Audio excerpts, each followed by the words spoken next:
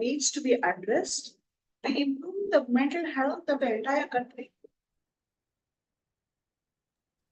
100%. Dr. Patari, when we talk about the suicide rate, we've also spoken in the past about numbers being underreported. But the fact is, even that reported number for India, for children and adolescents, is twice the global rate. Can you talk us through, Dr. Patari, why this campaign? Why do we say that these are preventable deaths and that we need multi-stakeholder collaboration? You know, all of these words that we say in webinars and in rooms, but you've been saying that we do need to break those silos. You need policymakers on one hand, you need the media, you need folks across the board. Can you share a little bit about this campaign and what we're trying to do here? Doc, you're on mute. Thanks, Amrita, and thanks to everyone who joined and all of our panelists. So why this campaign? I think that's really what I wanted to talk about, because I think everyone else can talk about all the reasons for suicide and everything. But you know, I've been around for a while, and I'm getting close to my sell-by date, and I'm really annoyed and pissed off, to be really saying it, that we have like 10,000 children dying of suicide every year for the last 4 years, and nobody's doing anything about it. You know, it's every time I bring it up with anyone, I only get a shrug of the shoulders. And it's like, and at best, when we talk about it, we just start some blame game. We start blaming, oh, it's them, it's them, it's them. So, you know, it's just getting really irritating. And I don't want to be going to my grave telling myself that I didn't do anything about this. And so we just thought we had to send this up. This is not a problem for say only the government to deal with. I think we as civil society, all of us, you, me, and everyone included, not just the people on this webinar, but the entire society, there's a lot that we can do about it. So, you know, the idea was to try and build this as a public campaign, which means that we all get involved in our own little way, in our own different way. Let's say you're a school administrator. Maybe there are things you could be doing. Or you're a parent. Maybe there is stuff that you could learn for yourself. Or maybe you're a reporter and there's stuff you could do to help prevent suicides, because all of us can play a role. And so that's what this whole campaign is about. This is not about a research project or something that we are trying to set up. You know, this is not about trying to say, oh, we want to do this project or we want to do X, Y, Z. So the plan is really to engage and involve everybody in this. You know, and I know that it sounds ambitious when we say 10K to 0, but the idea is that if it's 10,000 suicides, we want to bring them to 0. Even if that sounds too ambitious, I would rather be ambitious and fail than to be timid and succeed. You know, it's much better that way. And so it's great. And Avinash has been a great partner, and finding Avinash and I have worked before. And so, you know, that's been wonderful. I'm sure we want all of you to join in, everyone who is here on this seminar. If you know people outside, get them to join in. If you're a funder, ask yourself, how can you help? We need more research. We need more policy action. We need more advocacy. And we need actually interventions happening. So like one example, I'll give you just one example and then stop. We know that training school teachers for gatekeeper training, which is called gatekeeper training, actually can help reduce suicides among children. So, you know, people have been doing that a little bit here and there, some program here, some program there. And so what would we want out of this campaign? Like, we want every single teacher in this country has had gatekeeper training. Now, if that means training 1 million people or 2 million people, let's just do it. We need to be ambitious. We need to be saying we are going to do it for the whole country. Just doing a little bit here and there in 2 or 3 schools is not going to help anybody. So yeah, I'll stop here. Thank you. No, I love that. And I think that's the call to action. We're going to come back to the call to action because, again, like you said, everyone has a role that we can play. Jyoti, I'm going to bring you in here because it's one of the, facets of this. When you start working on, and my background is as a journalist, and I'll come to Azifa as well. Even as a journalist, even as a reporter, even as somebody who talks to experts about suicide prevention efforts, suicidal ideation, we know that there's a tendency to kind of shrink away from this subject. People get very uncomfortable. I just wanted to let the participants in this webinar know that, we're not here to depress you. We're not here to make things worse. We're actually here to have a conversation, to let some light onto the subject and talk about what we can actually do. There's a call to action, as we said. we don't talk about it enough, Jyoti. Not the media, because we get uncomfortable. We've heard that, schools don't want to talk about it because there's this fear that you'll give people ideas, which we know is a myth. It's a misconception. And when I was chatting with you, you said mental health experts also don't want to talk about it. So we're kind of in this weird space where everyone's like, no, it's not my problem. It's not my problem. Can you share a little bit about why that's an attitude that has to change, including with mental health experts? It's just, thanks a lot, Amrita. It's and also it's wonderful to see the rest of the panelists. Definitely we're not here to, depress everybody, but it's like what Soumitra was saying, right? Just the energy and momentum towards this issue. It is really not as, bullet trainish as it should be.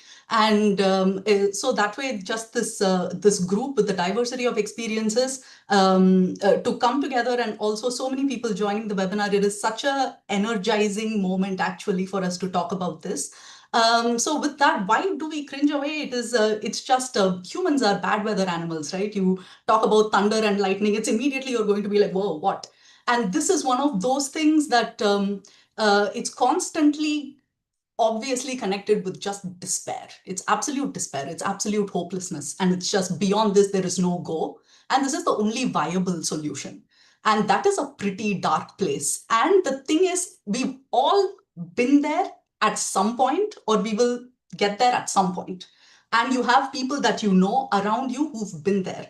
And that darkness is something that you want to protect yourself from very naturally as a human being, right? It's like, I know friends who would be like, they would love anime, but this thing on horror, no thank you, not going near it, right?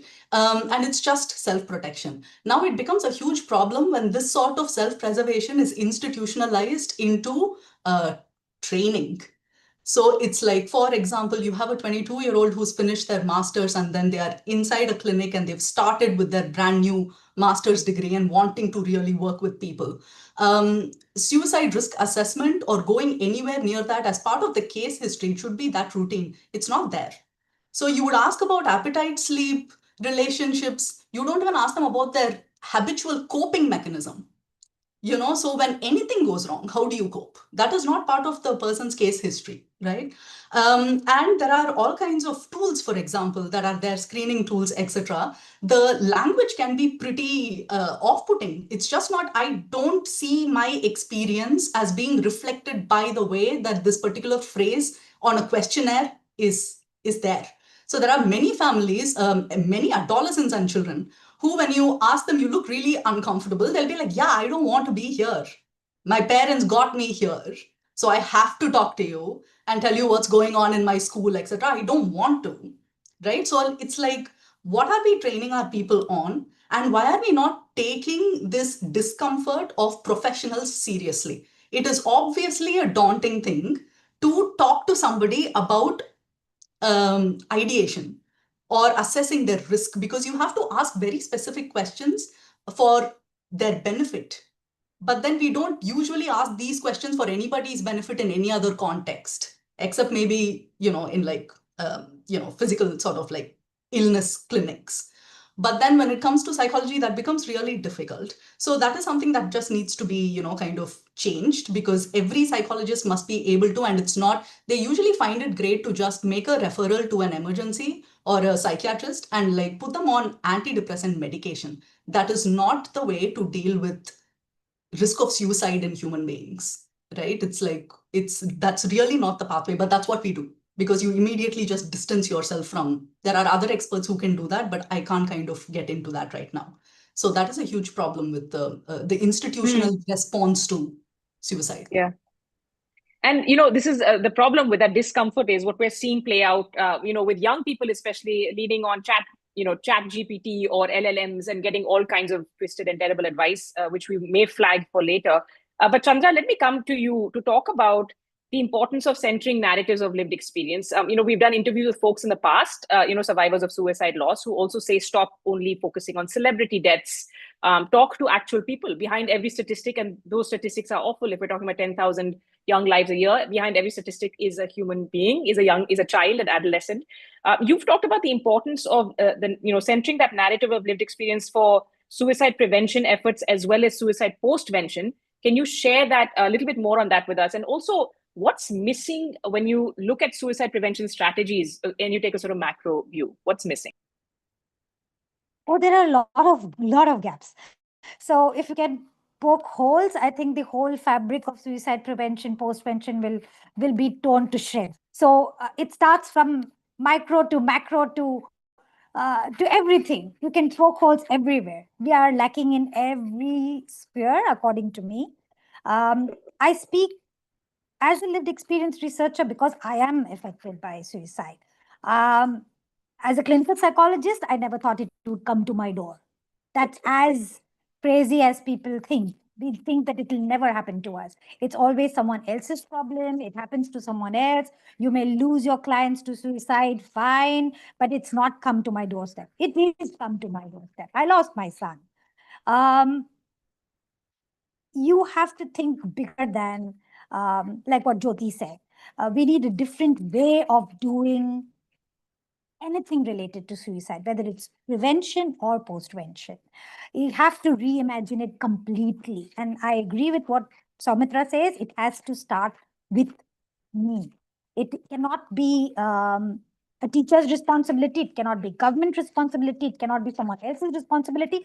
It has to be me. It has to be me even when it did not happen to me. I think that is the outlook that needs to change. Lived experience happens only when you are sitting with suicidality after losing someone, sitting in post-vention, lamenting over the loss. We should not get to that point. No one should have a lived experience. How do we do that? We have to do that through this campaign that no one has a lived experience of suicidality or suicide attempt or even a successful attempt. And that's where we have to reimagine it. Why should we involve everyone? Celebrities aren't talking enough about their experience with mental health. There's a very odd celebrity, no, very, even far fewer in India that actually go out and say, yes, I'm struggling with mental health. It's unless it happens like a Sushant Rajput kind of a case, it doesn't even make it to the media. Who does talk there? Every one of us should be talking about dealing with mental health. We all do, but we keep it silent. We wear our mask. We don't want to say it because we think we're going to be judged, we're going to be stigmatized, we're going to be labeled. I think we all do. We all have to start that conversation of, I am not okay. I am struggling, and make and normalize that conversation as much as we can and not wait for some other person to share their story saying, I lost my son, I lost so and so. We do not have to wait to that point. And I think that's what we need to change in every single way. So I speak as a researcher, as a therapist, as a parent who is bereaved by suicide, that it has to be conversational. It has to be now. It has to start with a normal conversation about mental health. No, thank you for sharing that. And again, so sorry for your loss, Chanda. Thank you for, sharing the urgency also of this, right? This is not something that's theoretic and out there, as you said. This is something that affects actually every one of us. Azifa, when I come to you, and we'll talk about the media because you're a journalist. Of course, nowadays, we also need to talk about how everyone thinks they're a reporter. Everyone is a storyteller. Let's be fair with social media. So there are guidelines when it comes to talking about or reporting on suicide. There are guidelines you're very well aware of. Can you talk us through, as a Project Siren winner as well, talk us through some of the things that are important to keep in mind? And again, I think this has to be not just traditional media. This has to be for everyone who is, posting, sharing. We know for a fact that, with the Werther effect, there are negative consequences to reporting irresponsibly. We know for a fact that there are positive, consequences of reporting stories of hope, people getting help, people actually, finding the resources they need. So can you take us through that balancing act while, of course, as a reporter, your job is to report a story and not have a sort of like quote unquote agenda, right? So how complicated is this, and what's your methodology and your advice to others? Yeah, so the first thing that we mainly notice is the sensationalism aspect of it. Like when it comes to traditional media or social media or any sort of media, even individuals, right? Like we see a huge sense of sensationalism and urgency when it comes to, we have to talk about the details of the act and why they did it in a kind of voyeuristic sense, not in a kind of from a place of I want to prevent it further. And even though some newsrooms, we do take special care to follow these ethical guidelines and prioritize prevention, there are like hundreds of pages just going on and on about the details. And our fundamental human sense is also to know the details, right? Like to know the intricate details of the ad. So it becomes our responsibility in a way to fight against the tide, like cut through the noise and take our message. And one thing that we don't notice so much when we talk about, you know, prevention methodologies, when we don't report on prevention, or when we don't report on stories about hope or stories about survivors, in the sense, we also tend to stigmatize suicides in a way that you're hiding away these stories. And on the other hand, we are also expecting people to come out and talk about their struggles and tell out their stories so that we can help. It doesn't work that way, right? So even in our society, or even around us, we tend to see the behavior that people take it very personally when somebody opens up about their suicidality or suicidal tendencies. And the minute the topic comes up, either we move over it, or we make it about ourselves to talk about, you know, how we can succeed in life, or you need just a good nap to get over it. So as reporters, as newsrooms, as influencers, even our responsibility lies in taking across these stories in a way that shows that this is not the end point, right? Like, we can have other help, we have resources, and we also should give them that sense of space where they feel that they can come out and talk. And I think our reporting should also show it in that way. For instance, the story that I did about teen suicides, like, one of the main things that went on and on in my mind is about this particular child passed away due to an exam pressure. But what we focused on the story, we did two stories. One was about how media was covering the whole affair. Like, you know, there was no personal space for the family. There was like cameras behind them, and in a way that you just, if you're a suicidal person, it just gets into your head, like, what is happening. We know what she did, how she did, and everything. On the other hand, the story that we focused on is about why do children feel that pressure, right? Like, as a collective society, it is our belief that children are the happiest persons, they are the peaceful ones. There is no worry, nothing. What worry do you have at this age? But when we go deeper, we see that children are struggling, in fact. And with social media and other exposure that they have, it just multiplies many, many times. And as parents or as family, when we fail to notice that, then it becomes dangerous. Like, some random person on a social media might know that a child is facing this issue because they feel safe to share with them, but they might not have the resources. So I think it becomes imperative for us as media houses also to make parents think about it, to show them that this is a crisis, right? Like, you can't hide away from it, you have to acknowledge it. Yeah. And I think, you know, again, reframing for editors and those of us who are on social media a lot, to say that the way you tell that story, the way that you show on showcases, is something Dr. Lakshmi had told us several years ago, that Papa Gino effect of showing that there is, hope, that there is help out there. It makes such a difference. And Azifa, I will say, I've never met a journalist who, once you tell them the guidelines, forgets them. They always remember, right? It's a question of getting that message across. I'm not so cynical as to say people don't care. I think once they realize there's actually data showing there's an uptick in search or suicide attempts due to like irresponsible reporting, I think most reporters and editors would try to course correct. But again, we have to come back to how people consume what we call content now broadly, right? How are we consuming these stories or these videos? And Avinash, it's really interesting to have you here. Quicksand has done such incredible work. But how are you involved? Why are you a part of this campaign? Why is it a call to action for every single person? Like Dr. Patharia said, we don't want this to be just something that is just siloed. And what can you share with us from a design, artistic research background that you think folks should know? Sure. First of all, it's great to be here. It's really an honor to be here. And I'm definitely the least qualified in the context of mental health insights. And I'm definitely here to learn as much as everyone else here.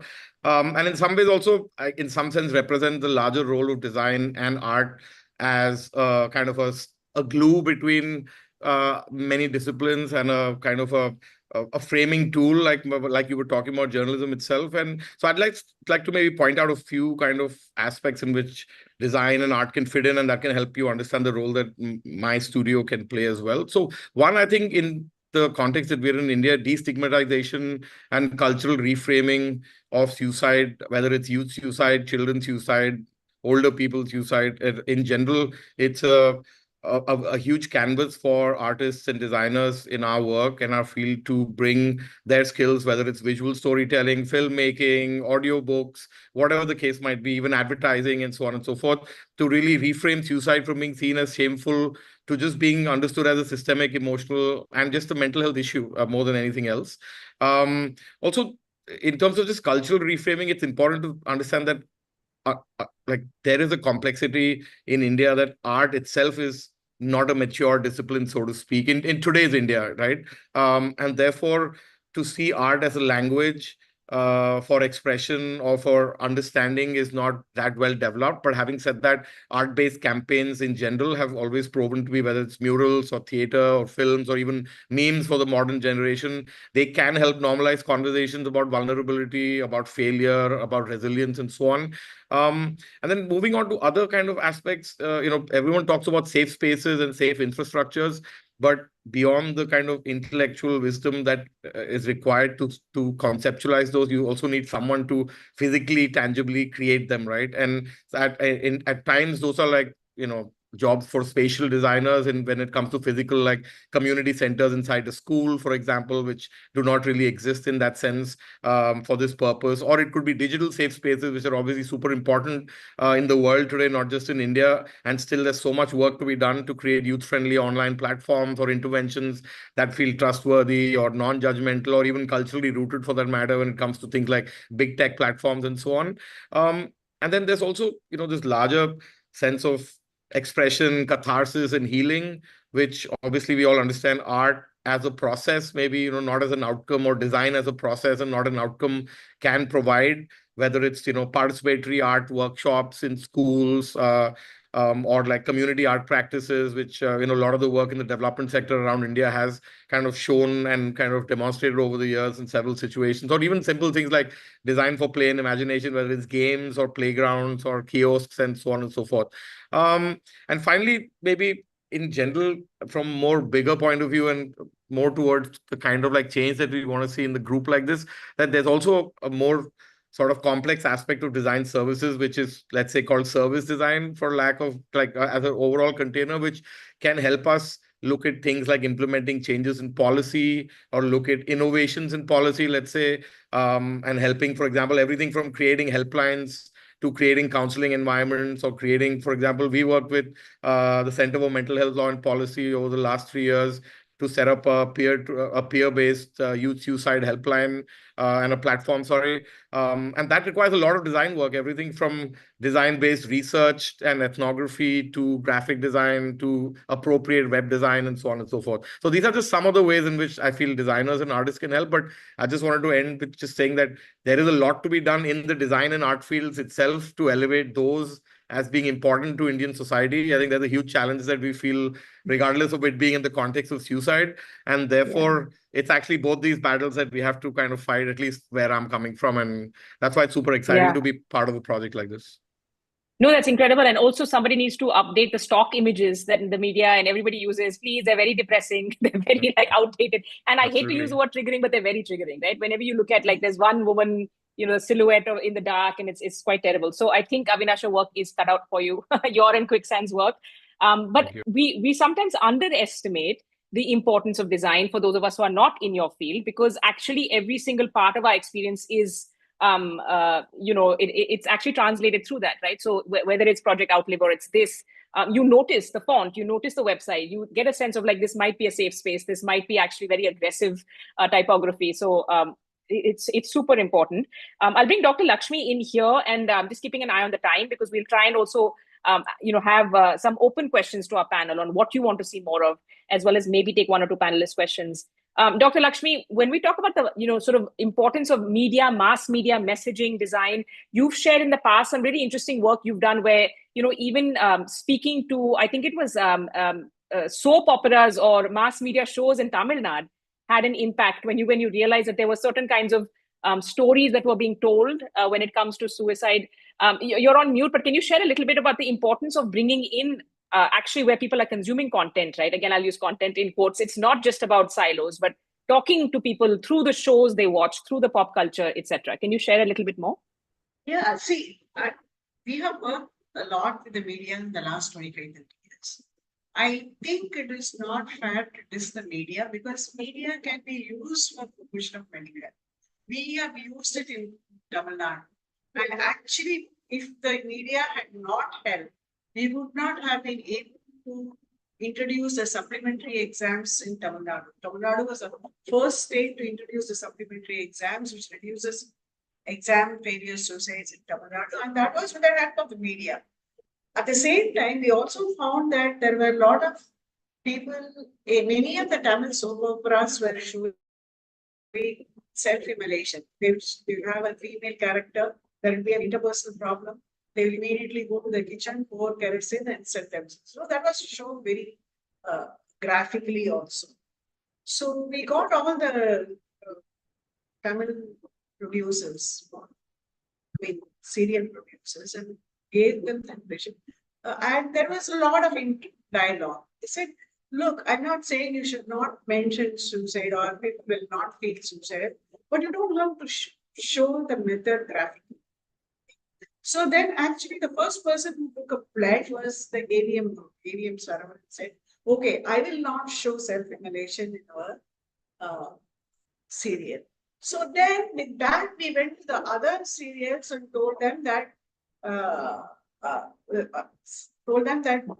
this is what is happening. So then we got everybody to pledge that we will not show self-immolation in any of the Tamil soap operas. And we have shown that there is a 40% reduction in self-immolation. The best thing was, about a year and a half back, one serial showed self-immolation. And I got a call from another serial producer saying, Dr. Lakshmi, this has come, you better talk to them.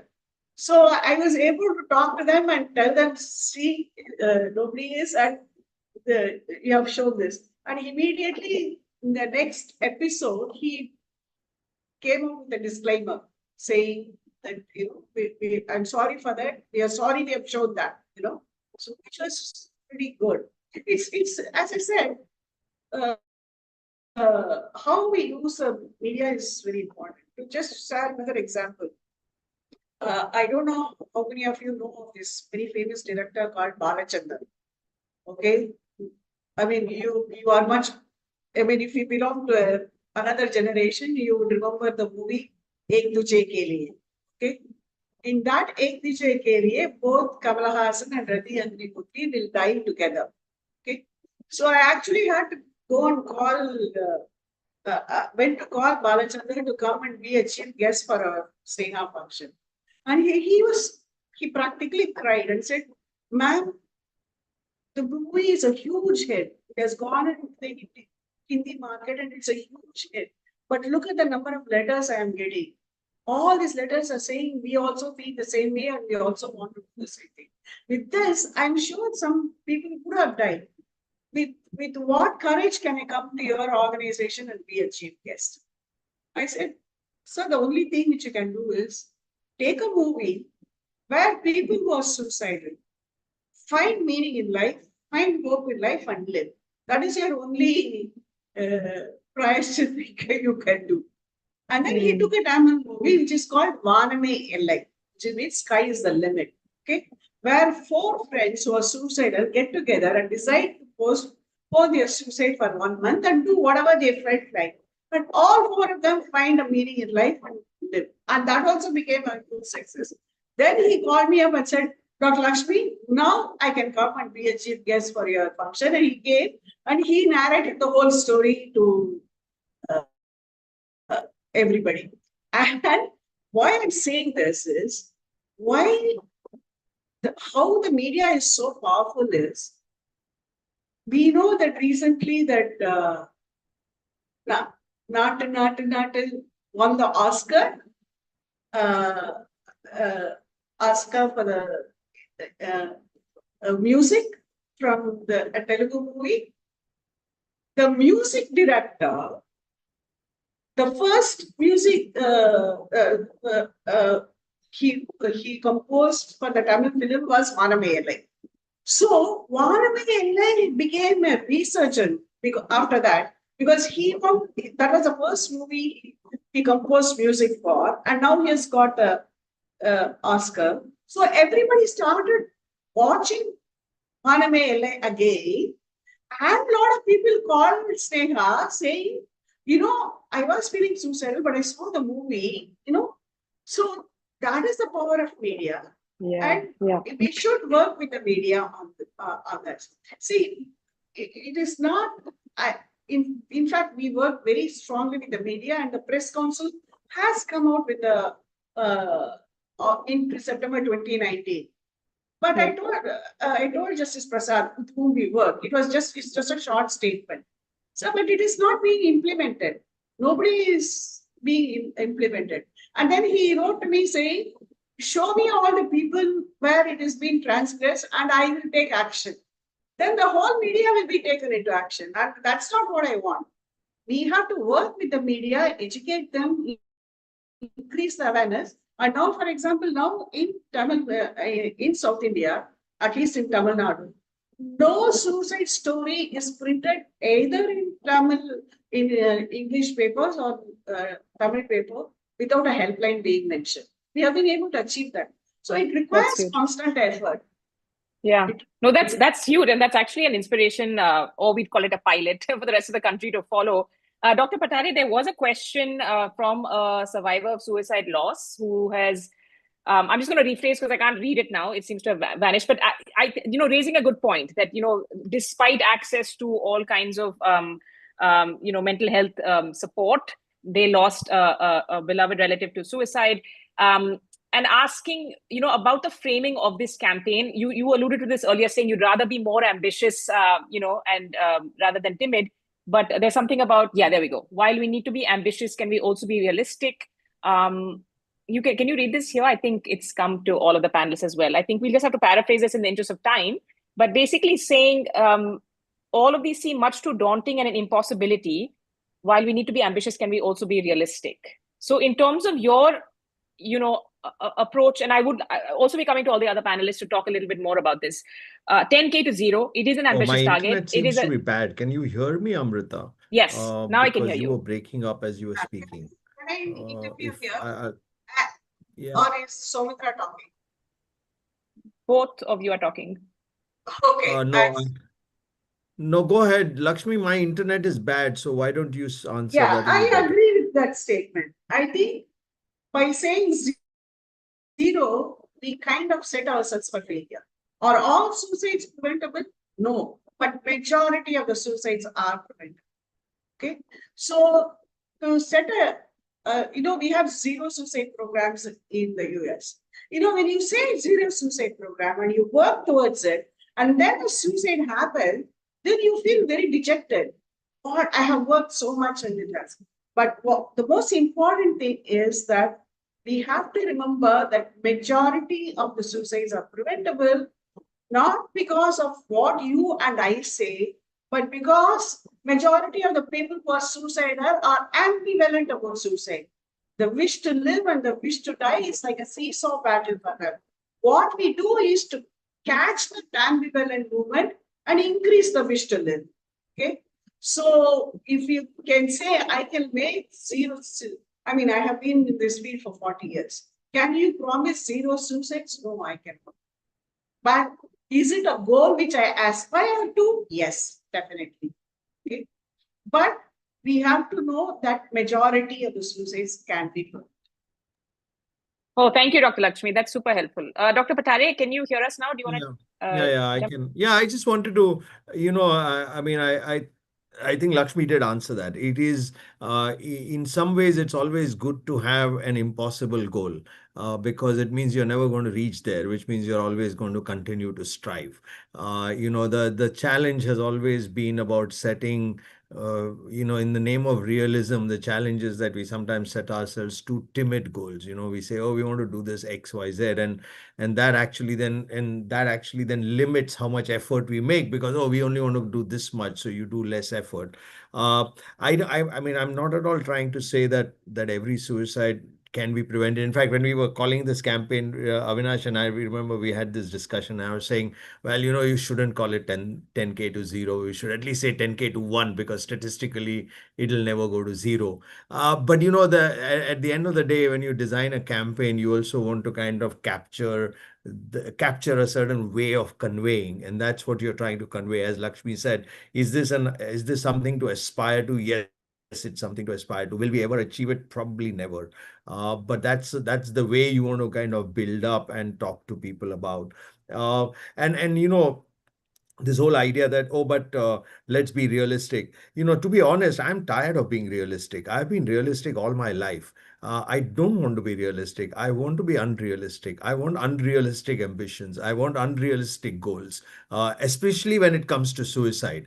Yeah, I want a 0 goal. It's unrealistic, but that's Yeah. what I want. We really need to kind of push that message out currently. Yeah. But also a huge thank you to the anonymous person who sent that. And we're so sorry for your loss. Please share your suggestions if you have any. Your just being here is actually a big boost to the campaign and these kind of efforts. I think what we see, we're seeing a few more questions coming in. So I'm going to seed a question for our panelists and then ask you a few of the audience questions. Before we close, I definitely want to ask each of you what your open call is, whether it is to funders, whether it is to policymakers, whether it is to the media, or academics. That's the call I'm going to probably wrap this with. So I'll seed that for you. For the moment, Jyoti, perhaps this one might be for you. Asha asking, how can we make school teachers understand that peer pressure and stress is real amidst children? And how can you make them and parents aware of this? Let me, layer on someone else's question talking about how can parents know that something is wrong, especially given social media. I think this is a question other people can also take up. But Jyoti, from your point of view, how do you, because it's very easy to dismiss, as we talked about earlier, minimize, dismiss, and say, oh, it's not a big deal. It's just an exam. Don't be stressed. Whereas actually, of course, the stress is not coming from the child. It's coming from the systems, right? So your response to that? I think oftentimes teaching and parenting can go on autopilot. So what you've been handed down, you just hand it over. For example, we did this very small group on POCSO laws, okay? And usually if you ground abuse or neglect and everything in law, saying if you did anything on a spectrum of abuse to a child, you will lose your job. So when you're couching it in legality, people will get very defensive and very anxious because bad weather. You don't want to listen to all of that. But when you couch it in their own experience, right? It's not like we don't understand violence as an individual. It's not that you not felt helpless around an adult who was coercing a certain behavior from you and you would be punished if you didn't behave according to that standard. Everyone's felt that. And we had a teacher who really kind of had the sense of her experiences of being bullied. And it came to her in a really proximal sort of like memory, right? Like I remember being 8 years old. I remember having this skin. I remember these people talking to me like this. And the entire approach to empathy towards what the children are going through is so much more when you can inhabit yourself when you were 7 years old, when you can inhabit yourself when you were 8 years old. That just makes it easier to connect with a child. I think in terms of both teachers, it's also couching it in policy, right? Like India does have a national mental health policy and an act. Suicide prevention is not quite a part of it. Although it talks about, prevention and promotion activities more broadly, but then, we're not really talking about responding and putting in. I really appreciate what this commenter had said about, it's about quality of care, right? And putting in systems of care. And also completely agreeing with Dr. Lakshmi and Dr. Pathare, where we say we're accountable for the systems. And the systems are parents listening, me as a friend listening, me as a teacher, you as the government or a certain organization or an institution. We are accountable for all of these systems being responsive. Because depression, suicide, they're not like malaria and dengue, right? You can't eradicate them. That's the human condition. But what kind of systems are you going to put in place that is responsive, knowing that this is a very normal, regular human condition? Everybody's going to arrive here and we are ready. Yeah. Yeah. And, Chandra, Azifa, and Avinash, I'd like to bring you here, to talk a little bit about what is the role we can play as peers, families, friends, because a few of the questions are pointing out, of course, there might be a resistance from folks to seek out help professionally, right? And there might be resistance for someone to go to a mental health expert. Someone has asked, what are some of the signs I should be looking out for in my child? A professor is asking, how can I help my students when there are family problems? And we know from the NCRB, again, these are obviously very broad questions, but we know from even the NCRB data saying that family problems, were considered one of the multifactorial causes for 25% of the total number. So it's very complicated, but maybe Chandra, Azifa, and then Avinash, what are some of the roles you think we can play when it comes to, for example, doing the gatekeeper training, learning active listening, keeping an eye out on each other, because this is a community issue and a community solution is needed. I'd like to chip in, and I'd like to also acknowledge the person who had shared the story of suicide loss. Really sorry for your loss. I sit in that space, but at the same time, I also know from the comment that the person had tried everything, went to a counselor, got the help. I ticked all those boxes myself with my own son. Sometimes it was not enough. Sometimes those are also not enough. Like Dr. Lakshmi said, not all of it is preventable, but we can get there. And we can get there only by acknowledging that mental health is an issue, looking out for signs, those are there, that is there in many communications. You don't need a rocket scientist to kind of decode that. You know when things are changing. And that's when you have to get that kind of help into a person who's feeling suicidal, who has those thoughts, who's conversing about it. Even after that, it's not foolproof, because there are other things beyond what a parent can do, what a school system can do. You cannot get school counselors right away. You cannot change where the counselors are sitting. In my child's school, the counselor was right there, out in the quadrangle where everyone could see if the child is going and accessing a counselor. That itself is stigma. So how are we looking at placing help? How are we looking at children accessing that help? Who is the confidant who they can talk to? Do they have enough peer support? So that's why it is multi-pronged. It is not just one parent trying to look out for signs. How long can a parent actually do surveillance for 24/7 on a kid? Do they have access to all the systems? Do they have access to computers? Do you have the access to mobiles? What kind of gatekeeping does a parent do? What kind of gatekeeping can a teacher do? So it involves every single person in every single step. It's not just the parent, it's not just the teacher, it's not just the system. It has to be thought, it has to be as foolproof as you can make it. But still, there are no guarantees that the person will not attempt suicide or will not die by suicide. We can only try to get that far. Yeah. What has helped is sharing. What has helped is sharing stories of mental health, sharing stories of positivity, like Dr. Vijay Kumar, like Dr. Lakshmi said, sharing stories of person who has gone and has turned back, has decided to kind of, change the system. And that requires that kind of help. That's where even people who are bereaved by suicide, you share your story with someone else. That is powerful. That says that there is hope for someone else to kind of look for it, to watch the signs, to keep asking the child if everything is okay, to keep asking other people's child if everything is okay. So it's not just you, it's the entire community that you're looking for. I think that's important. I love how everyone on this panel is more articulate than the next, and you're all making the point. We all have a role to play. I love that. Azifa, Avinash, do you want to come in here? And I'm also going to do a round of the panelists to ask you, what is your call to action here? What do you want funders? Anyone on this call? There's 125. There were 140 earlier. What do you want to see from everyone? But Azifa and Avinash first. Yeah, so one thing that struck me when Chandra said is like when children turn to different people, right? In different ways, they do that. And one of the main source that they turn to when they feel like they can't talk with others is social media, obviously, these days, right? It might be interacting with others or going to specific pages or anything. And in that sense, I feel like even mass media or social media, we have a lot of subtle messaging or unintentional messaging that shows that if a person dies by suicide, we see a lot of messages, a lot of sympathies and everything.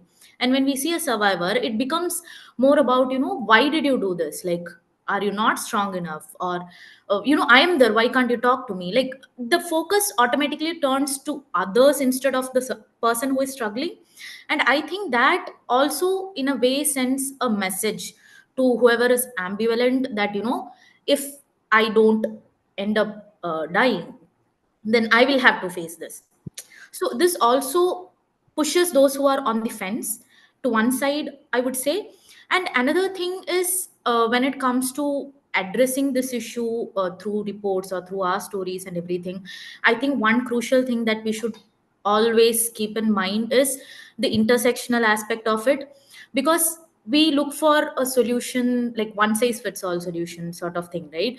Like it becomes like a checklist. Like in a story, did you put this, did you put helpline, did you put this? But in our newsroom, one of the main things that we see is, are we humanizing the story enough? Are we talking about the intersectionality here?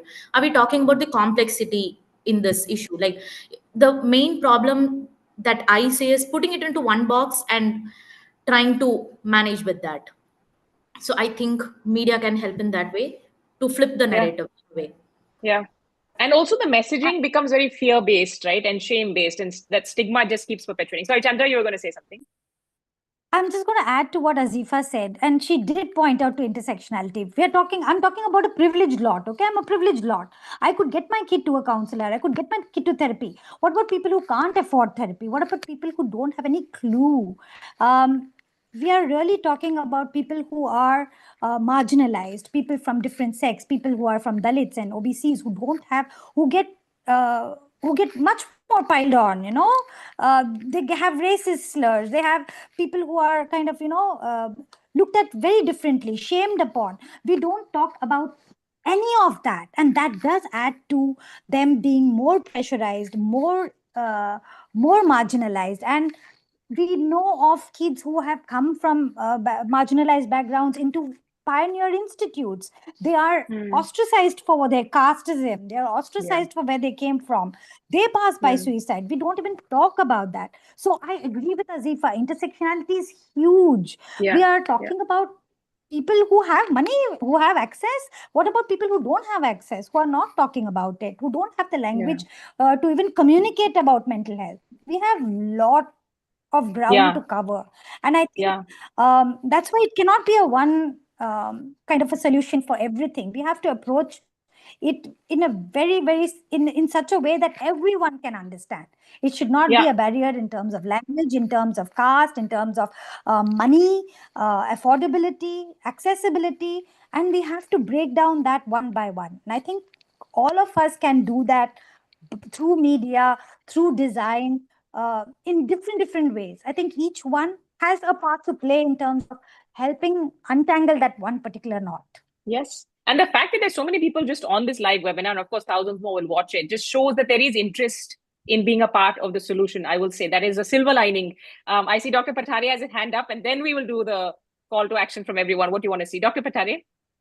Yeah, I just wanted to pick up from what others have said, which is, look, there are like let's I'm very simplistic about this, and anyone who's worked with me knows that I just think that if you have got a problem, you need to ask yourself the scale of the problem and make solutions which are appropriate for that. So let me give you an example. There are 10 million school teachers in this country. Okay, how are we going to build a program for scale which will ensure that every single one of these 10 million teachers has been trained in suicide prevention? And that's really what we want to do through a campaign like this. There are 240 million children, which means there are 500 million parents. How can we train the 500 million parents to be able to speak appropriately to their young adolescent children who might have suicidal ideations? That's the scale. In India, we have to build for scale. If we don't build for scale, we will just be talking about this and having these wonderful plans and programs, but 10 or 15 people here and there get affected. I really, really think, that's the reason for this campaign to say, look, we can't build for scale doing it on our own. Yeah. The way we will build for scale is if we all join together, if we all Yeah. get in there. And you could be anybody. You could be a funder, you could be a parent, you could be a teacher, you could be a school administrator, you could be a journalist, you could be someone like Avinash. All of you and all of us can actually join together and build for scale. Yeah. We're not going to stop this unless we build for scale. That's my point. Yeah. So Avinash, finally coming back to you to kick off the final question from my side to our amazing panelists. What would you like to see, whether it's from funders, from people consuming content, from other designers? What would your call to action be? Well, one, I think just to kind of iterate the point around being creating knowledge and resources and infrastructure that are inclusive in this complex kind of intersection environment that we live in. The second, I would think, would be just to respect the power of art to be a testimonial kind of instrument. More than other mediums that we have access to, art has the power to create testimony and memorialize like stories of those that are lost and use that as a stepping stone to greater learning. And finally, I think just to create alternative futures, I think art has the possibility of creating alternates more than other mediums can, and often alternatives give hope in very dark situations. And I think that power of art has not been instrumentalized as much in the country as we could. Yeah, and that transcends so many things, including words. Thank you, Avinash. Dr. Lakshmi, what would you like to see, whether it's from funders or teachers, academics, media? Okay, I have 3 points. One is that if we have to succeed in this, we have to think of the fact that majority of the young people's suicide below the age of 18 in India occurs in girls in rural areas. So unless we reach them, as Chandra said, all these marginalized who don't have access to healthcare, don't have access to anything, okay? Because this is the only age group below 18 is where girl suicides are more in India, even according to NCR. Okay? So we have to see how we can make it, accessible for the entire country. Is a challenge which we need to address if we have to make this a success. The second thing I strongly feel is, particularly not only in urban areas, even in rural areas, we have enough research to show that social media has a huge impact on young people. As the Swedish Prime Minister said, it is big tech versus small minds. It has changed the fabric of traction. It has changed the fabric of support. It has changed the fabric of, and we know that more than 1.5 hours, every 1 hour increase in social media usage increases anxiety and depression by 10%. And now we know that even, for example, we recently published a study where we looked at suicides of 14 and 17 across all the states. We had to file an RTE to get the report. To look at the states, and we grouped the states according to their, their socioeconomic index. And we found that the 14 to 17 years, the highest increase in the last 10 years has been in the so-called developed states. Okay? So there is definitely a link between social media. And I think I would call out for the social media. We have really unleashed this social media without any guardrails on young vulnerable minds. And that is something which I would be a big call for action. The second thing is that just as there is no single reason for suicide, there is no single point of intervention for suicide. You can intervene at every level, all levels, by everybody. We can nest suicide prevention in child programs, nutrition program, mental health programs, maternal program, education program, legal program. So we have to nest suicide prevention in all the welfare programs. That is my second thing. Third thing is I always like to think about positive. There's no point in thinking about what we cannot do. We cannot change the genes. We cannot change biology. We cannot prevent mental illness or something. But we have, for example, we have enough evidence where we have studied, it is a published paper from WHO, where they have studied 150,000 students in low and middle income countries. And they have found that children who sleep 8 hours in the night, children who have fruits and vegetables, children who are engaged in physical activity have less suicidal ideas and suicidal attempts. Children who drink more colas, more junk food, sleep for less than 6 hours, and have limited physical activity have higher suicide. This is a messaging which we need to impart to the people. And this has a clear evidence. And we have to look at the person. What is modifiable, we have to modify. And that is, I think, is very important. I also believe that this campaign is very important because losing a child is a trauma not only to the parents but to everybody around. Okay? And to see young people who we think have the life ahead of them choose to end their life is heartbreaking for any adult. So I think we have to be all in this together, and we can all work in whatever way we want. Everything will have an effect. Okay? Only thing is we have to be consistent. We have to keep on working at it, and then we'll reach somewhere. Yeah. Jyoti, to bring you in there, I love that no single point of intervention, as Dr. Lakshmi was saying. Jyoti, what are your, then we'll do Jyoti, Chandra, Azifa, and Dr. Patari will round us out for the hour. What would you want to make your open call, your call to action? I think really to systems and to colleagues, no matter where you're working, no matter what you're doing, it's really, there are multi-dimensional. You mentioned it at the beginning of the call, really kind of characterizing suicide as a multifactorial phenomenon. Risk factors are everywhere. We're talking about intersectionality now. If you just look at the NCRB data, the kind of ways in which populations and their percentage have been sliced, that will really tell you from unemployed to employed to rural to everywhere, married, unmarried, single, divorced, everything is there. Can we make systems in health, education, and really protection, like just prevent violence? Child hunger is highly associated or correlated with later suicidal ideation. So it's as Dr. Lakshmi said, there are all of these very fundamental evidences that are there for our health systems, for our education systems to really kind of take up and make life a pleasure for a child to live in these environments. So the call will really be to make an environment child-friendly. Like if it works for an 8-year-old, it'll work for an 80-year-old, and vice versa. So just like make the space inclusive where everybody can walk in and get the quality of education, quality of healthcare, quality of protection that we are all entitled to.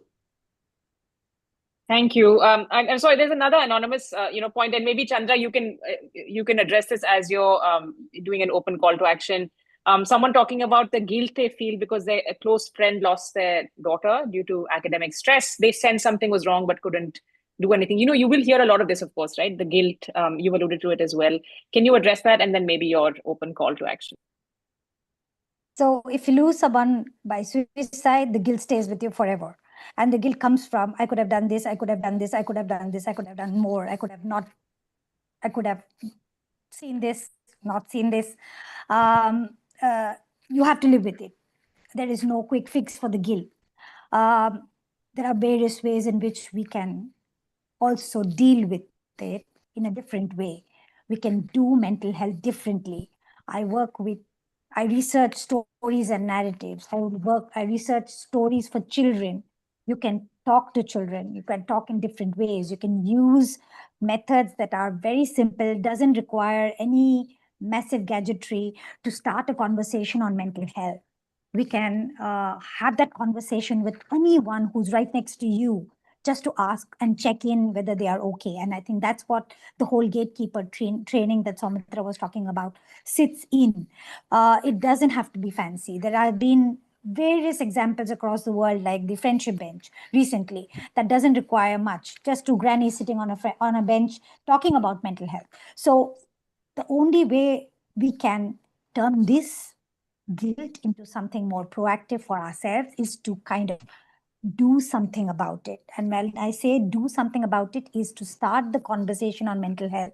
I'm not saying that we are here to stop someone from jumping off the bridge or doing something harmful. We never know when that's happening. But by even checking in, I think we can show that we care. They know that there is someone listening to them. Small fixes, not big ones, but those small fixes do help.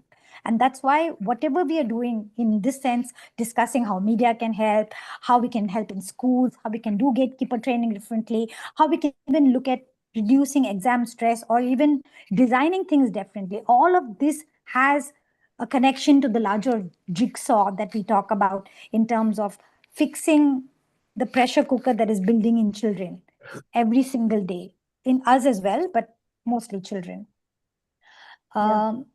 As a parent, you can do everything.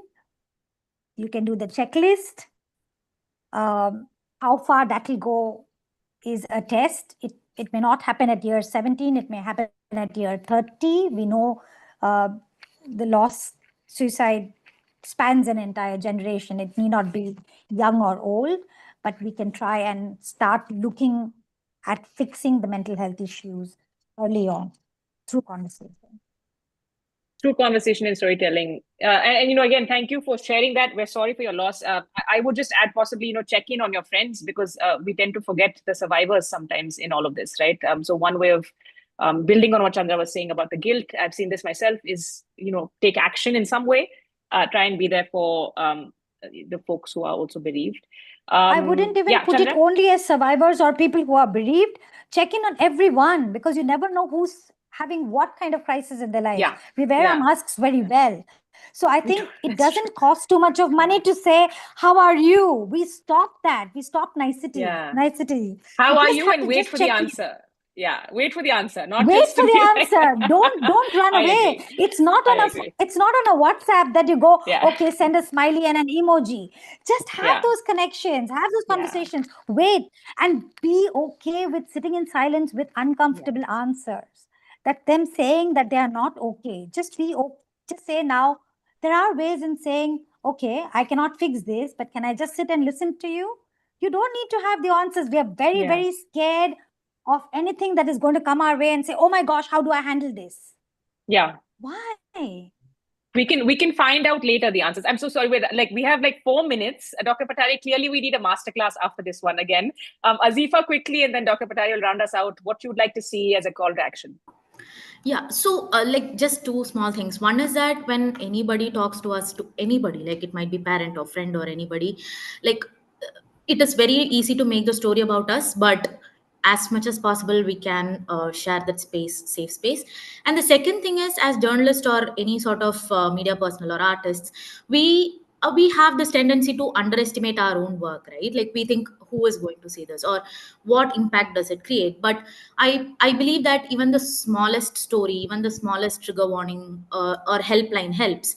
And another one recent thing that I noticed is that it depends largely on the way that we show or say a story. Like depression or suicidality is not always so dark, so sad, and so desperate, and everything. So, as artists and journalists and media personals, we should also experiment different ways in which we can take across the message. And the recent film Odum Kudira Chadam Kudira was one of a very good example in showing how this struggle happens within us, right? And how a person overcomes that. So I think we should also experiment more with such formats to take across the message. And Yeah. lastly, most importantly, I think we should address and acknowledge the inequities that exist. And there is a lot of political and social layers, and any child who feels suicidal doesn't just feel suicidal because of an exam or because of a heartbreak. There is a lot of layers to it, and I think we should acknowledge that as well. Thank you. There are so many questions. I hope someone can take them up at some point. But Dr. Patari, the final words for you. What you want to see? What's your open call to action for this? Thank you. I'll be brief. There are three big pillars of action that we are looking for through this campaign. One is obviously interventions, to kind of do interventions. So, like for example, training all school teachers or training parents. I'm just giving you a couple of examples. There are many such things. Suicide is a little bit like a needle in the haystack, and the only way to prevent it, according to me, is to comb through every single haystack with every single straw, and that's the only way we're going to do it. There's no other shortcut to it, which really means I hate to use these metaphors, wrong metaphor, but carpet bomb the place, like really have to cover everybody. We just have to ensure everybody is trained in doing certain things, for example. So implementing interventions at scale is one thing that we want to see. The second big pillar of action for the campaign is advocacy and policy, so to try and get policymakers to change policies, try and get organizations to change policies. Lakshmi gave an example of what happened in the South Indian film industry, for example. Getting organizations to change their policies, to advocate with them to do those changes, or advocating with, and policymakers don't necessarily always mean government officials or politicians, but even the office bearers of a South Indian film industry, to me, are a policymaker, and you should advocate with them. So that's the second bit, which is policy and advocacy. And the third bit is to promote research, is to encourage. If you're a funder, if you are somebody who funds research, if you're a researcher, then really encouraging you to kind of do more research on the causes of and the methods to prevent suicides among children. Now, why, everyone says, oh, but suicide is a big problem. Why did you focus on children? I just want to cover that very briefly. One is because I think the whole idea of children, 10,000 children, is just way too much. It's just not right to me. And as Lakshmi said, this is the only age group where girls outnumber boys. In everywhere else, it's men outnumbering women. But this is one age group where it's girls dying by suicide. And so that's another reason why we thought. And also, I think it, it makes sense to people if they just put it into context. There are many countries where the total number of suicides in a year are less than 10,000. UK has 7,000 suicides all put together. Not children, all put together. We are losing 10,000 children to suicides every year. I mean, this is a scandal which we've really not been doing anything about. And I think the time is long past by doing these demonstration and pilot stuff. I think we really need action at scale. We need things across the country. We need across the board. We need to kind of get after every single suicide and prevent it, or try to prevent it. Yeah, and I think, we're out of time, but I feel like this is just the first of many. I know that this is a campaign that has been well thought out. We want everyone who's listening to go out and tell your friends, tell your peers. Don't forget to check in on each other, as Chandra said. Ask each other how you're doing. We're in it for the long haul. I think, as Dr. Pataria said, for this to have impact, it needs to scale. Thank you all for your patience, for joining us for this webinar, and a huge round of applause virtually to our panelists. You're incredible. Everyone here has really gone above and beyond. Thank you for your work and for articulating so clearly today what we need to see. See you all soon. Bye. Bye. Bye. Bye. Bye, colleagues. Love to meet everyone.